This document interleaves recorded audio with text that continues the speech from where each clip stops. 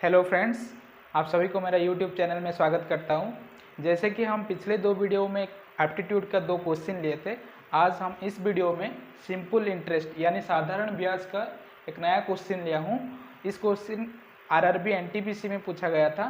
तो क्वेश्चन क्या है, तो सवाल ये है कि an amount was invested at a simple rate of interest per annum for 5 years. It would have fetched ₹300 more had it been invested at 2% higher rate. What was the amount invested? The options are ₹3,300 and ₹3,000, ₹2,000 and ₹2,300.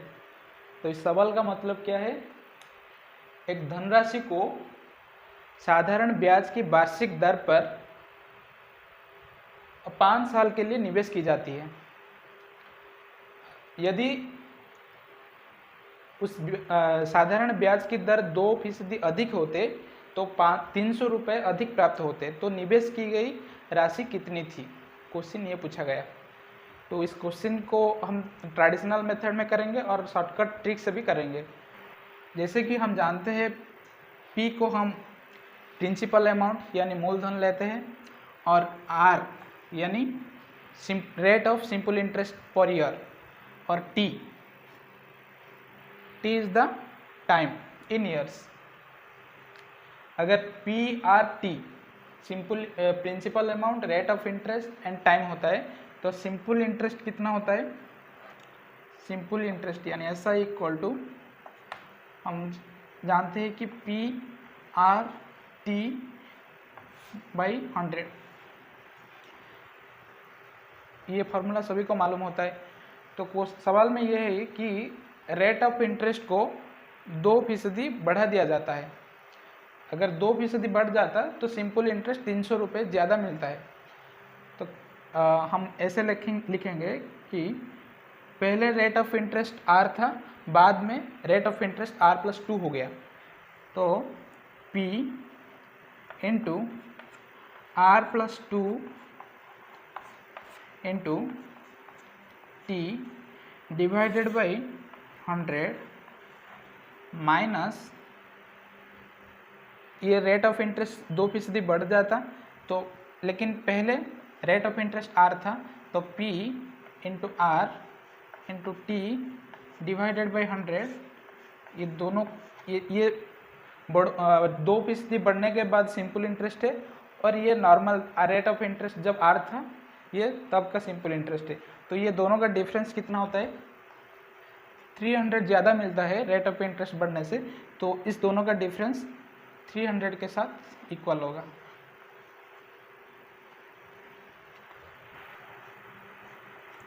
Minus PRT is equal to, इस 100 को हम right side लेंगे तो 300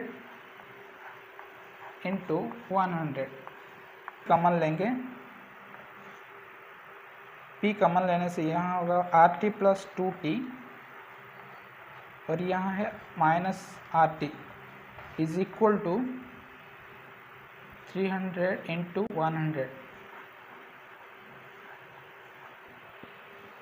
30,000 plus 2T minus RT। तो RT cancel होगा, वो बाकी रहा 2T इज इक्वल टू 30,000।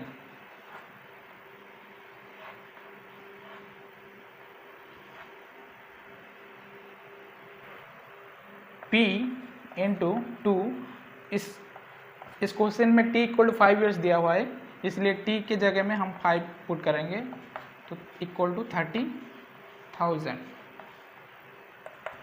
तो P into 10 is equal to 30,000। Therefore P is equal to 30,000 divided by 10, 3,000। तो प्रिंसिपल निवेश की गई राशि 3,000 आंसर है। करेंगे तो हमारा एग्जाम नहीं निकलेगा।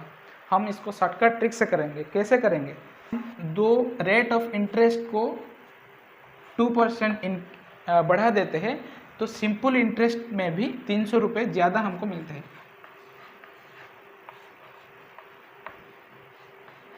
ये रहा परसेंटेज, ये रहा सिंपल इंटरेस्ट की कितना रुपए इंक्रीज होता है।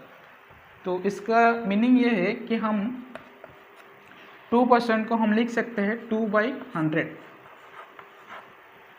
2/100 ये जो आया है इसको हम बोलते हैं प्रिंसिपल अमाउंट यानी मूलधन। हमेशा प्रिंसिपल अमाउंट कांस्टेंट होता है।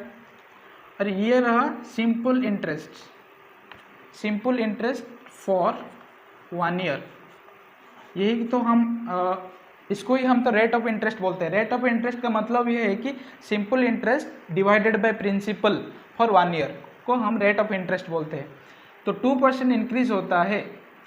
अगर हमारा प्रिंसिपल अमाउंट 10 रुपीज़ है तो हम 2 रुपये इंक्रीज हो जाता है परसेंटेज के हिसाब से। एक साल के लिए 2 रुपीज़। तो क्वेश्चन में दिया हुआ है कि 5 साल के लिए इन्वेस्ट किया जाता है, निवेश की जाती है। तो 2 × 5/100, ये तो प्रिंसिपल अमाउंट हमेशा कांस्टेंट रहता है इसलिए 100। तो 2 × 5 मतलब 10/100। इसका अर्थ ये है कि हमको 5 साल में सिंपल इंटरेस्ट यानी साधारण ब्याज हमको 10 रुपये मिलता है। तो इस 10 रुपये को हम 300 के साथ इक्वल करेंगे। यह है हमारा सिंपल इंटरेस्ट, यह है हमारा प्रिंसिपल।